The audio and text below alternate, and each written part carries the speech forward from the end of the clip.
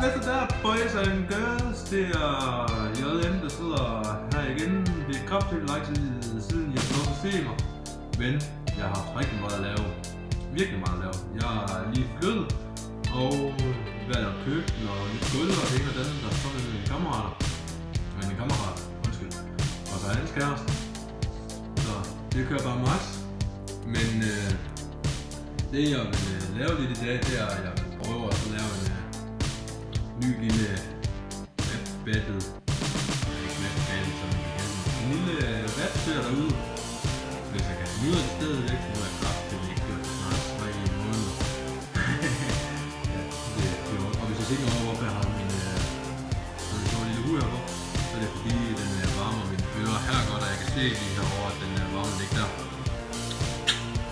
Og som I kan se, den er stor. Der er plads til, at jeg kan få langt hår.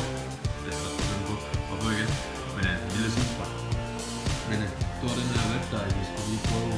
Og hvis I kan lære den bedre, eller I hader den eller noget, så lige dislike eller like, hvis I kan lide den.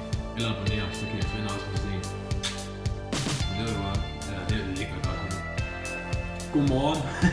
Det ville være fint, hvis I gør. Ja, lige skrive en lille kommentar om, hvad der kunne være bedre, eller så kan noget, vi prøver. Og I får ikke lige lov til at se, hvad jeg sidder og ryster. Jeg sidder her i min danske ro. Jeg bor for sengene ser at give ro. Der er så mange senge, der fucking op og kører. Folk de siger, at jeg er den største krydser i Skovskov. Hvad fanden er det for noget, når det er fucking op og kører? Det pisser mig af hver dag, at jeg går på gaden, og folk de er bange for mig hver dag. Men nu gør jeg det, som jeg plejer at gøre. Jeg flygter fra mine problemer, når de bliver større. For jeg prøver virkelig lidt at få tingene til at gå stille og roligt.